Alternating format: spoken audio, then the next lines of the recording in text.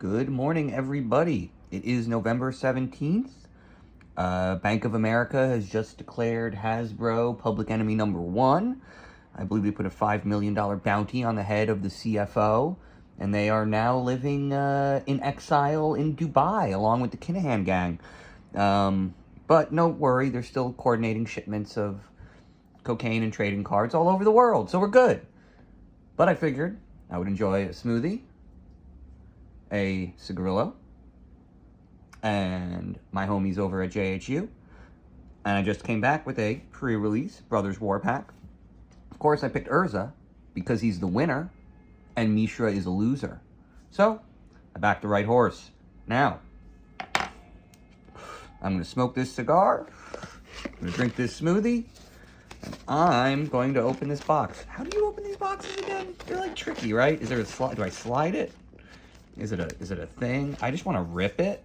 I know that's not right. Where's the, oh, here's the strip. There is a rip strip.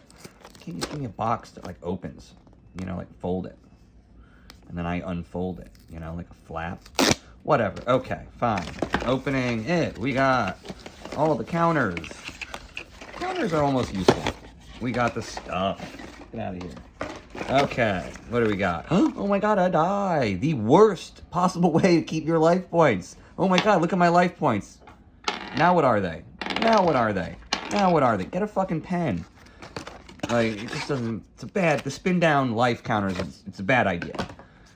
They're just not that practical. It's weird that everyone acts like they're dope. Okay, I got a Death Bloom Ritualist. Let's see. Right, that's the only card in here, right? Everything else is just, tokens. Yeah, right? Garbage, garbage. And, yeah, look at this. It's pretty. I mean, worthless, right? Absolutely worthless, but whatever. There are, what, like 3 cards in here that anybody's ever going to want? Okay. Oh, that smoothie's garbage. I hate nutrition. I don't believe in it. Okay, let's get to the packs. All right, what do we got? Six packs? Yeah. Okay. We got Ambush Paratroopers. Is this any good? Flash fine. I mean, they're really trying to push soldiers. So, like, I understand, like, if you're trying to do a standard soldier deck, I could see using that. But also, I really don't know, like, how good soldiers have been in the last, like in the other sets that are currently in standard. Could be better. Curate. Ashnod's Intervention. Epic Confrontation. Swift Ear Drake. I mean, it's a cool idea. Junkyard Genius. Disciples of Gix. Demolition Field. And we got Gix's Command, plus a Chromatic Lantern, and a Power Stone. Yeah, I don't think anything there is really worth writing home about. Okay, pack 1. Not so good. Get the smoothie out of the frame. Okay, pack number 2. Okay. Scrapwork Butt. An artifact. Man, Prototype is not actually a mechanic. Right? Like, it isn't actually... There's no additional gameplay with Prototype. Because what's actually happening is they're making unplayable cards with a stupid, unusable mana cost. And then they're balancing it properly with the Prototype mana cost. Like, this is just... Why would you cast it for 7 when you cast it for 4? It just doesn't make sense. The bonuses, it's not there. The idea of us being late enough in the game that I want the 6/5 and I'm going to throw the mana at, like, you've already failed. If you're, like, that late in the game and just hope, and your plan is a tougher creature, then the meta for your deck is already fit, right? Like, so in general, a creature's selling point is the ability. The ability is going to be on it at the cheaper cost. That's the actual card. So it's, once again, them making a card we're not going to use, and then printing a prototype version that we would use. It's bad. It's like a mechanic that doesn't actually add to the gameplay. Okay, Falalaji. Falaji Archaeologist, Falaji Chain Dancer, Evolving Wilds, a classic. Overwhelming Remorse, Loran's Escape, Mine Worker, Thopter Architect, Haywire Might, Evangel of Synthesis. Evangel? Is Evangel a word? Tyrant of Courages, and Swiftfoot Boots. I get it. It's the same letters, but it sounds different. Okay, there we go. Pack 2. And there you go. You're just seeing that, like, cards that almost make sense are still just not worth playing. And the idea is if you don't play the game and you're designing the cards, how could you know? Which is why most modern cards are just unplayable. Or they're overpowered. Like, they have no sense of actual play balance anymore. Mishra's Juggernaut, Blanchwood Prowler, Gixian Infiltrator, Veteran's Power Blade, Retrieval Agent, Domakul, Scrapsmith, Weakstone Submore Evolving Wilds, Overwhelming Remorse, Gruesome Realization, Lay Down Arms, Transmogrant, Titania's Command, and Mesmeric Orb. I don't think I got one of these yet. What is it? Whenever permanent becomes untapped, that permanent's controller mills a card. That's, I guess, interesting. How is Mill? Is Mill doing good? I feel like, are they trying to put Mill back into standard? I don't know. I actually thought Mill had been completely thrown out of standard with the last rotation, and I can't imagine any, a couple new cards are going to save it. Okay. Penregon Strongbull, Ponos Tinkering, Dredging Claw, Aeronaut Cavalry, Third Path Savant, Mishra's Onslaught. This card's getting me. Scrapwork Cohort, Scrapwork Rager, Woo! Decasia's Dig Site, Prison Sentence, Argivian Avenger, Gnawing Vermin, Calamity's Wake, and an Urza's Silex. That's not too bad. I think I'll be able to get a couple bucks for the Silex. Pack 5, getting open. Let's see what we got.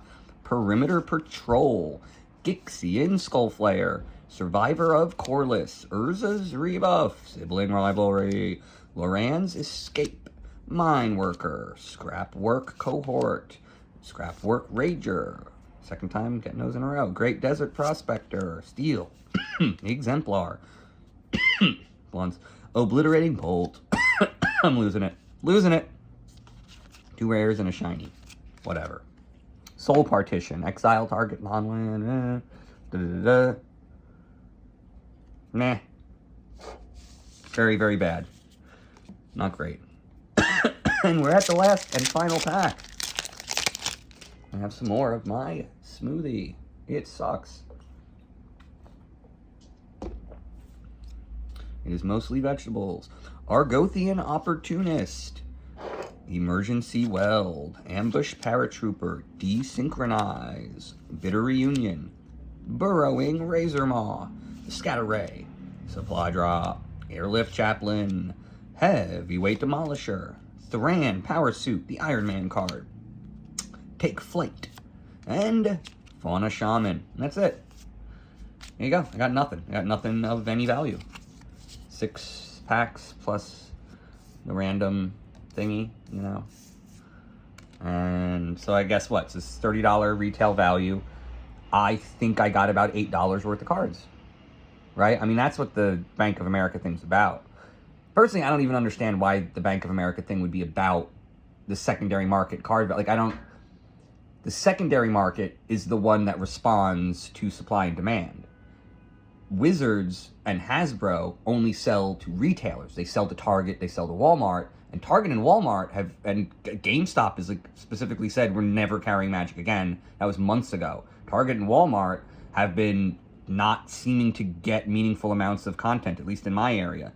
So like, they stopped buying the product almost a year ago, and now Bank of America is saying there's a problem. And the idea is, if you've watched the amount of product going to Target over like the last few months to a year, You've already seen this, and we've been saying it online. So the idea is, I don't really know what anyone's even saying. Like, why would Target buy less because of the prices of cards on the secondary market? That's not one of Target's concerns. That's not what Walmart doesn't care about the foils actually being worth more than the regular version. Okay? So, like, I don't even understand the logic, because the fans don't buy from the fans and the players. I do not buy from Wizards of the Coast. I buy from the retailer. So the distributor is the only one who can actually vote with their dollar. Like, they're talking about parts of the market that just aren't connected. Basically, Magic the Gathering players are barred by cartel politics from buying Magic the Gathering cards. We cannot buy them from Wizards of the Coast. We have to go through retailers. And there are good retailers like JHU that are like a part of our gaming community, and they host events and they expand the hobby. And then there are just faceless nobodies on the internet that we're supposed to, buy our boxes from for $3 cheaper. And the idea is those have to be coming from distributors. The people selling boxes, for $5 more than a retailer is getting on eBay can't be a retailer. It has to be a distributor. So we have this system where we're supposed to think the Bank of America report is about us, our hobby, and us playing, and it's not. It's about Target. It's basically about Hasbro using fake marketing data to defraud massive retail companies into buying product nobody wanted. That's why there's all these fake posts in Magic. That's why there's all these bots in the MTG Finance thing. It's because that was a form of marketing. And now we're watching it blow up. We're watching the fact that it's no longer sustainable. So that's the deal. Basically, and I guess Bank of America is just trying to cover Hasbro's ass rather than acknowledge the fact that, there's been some serious messed up stuff going on over there. And like I said, when the CFO flees your company, it's not a good sign. And the idea of a company like Hasbro that basically is in the retail market, the idea that like their stock went up during the pandemic when retail was collapsing, and it just didn't make sense. And we'll see. Hopefully Magic the Gathering cards will fall to their pre-pandemic value. I have no interest. I'll keep selling them at the top of the market if the market wants to pay that price. But ultimately, when the prices drop is when I'll have the most fun. I want to be able to get dual lands, and I think they'll be for about $100 in a couple years. So hold on for that. The stuff that's happening now is good for the game. Hasbro failing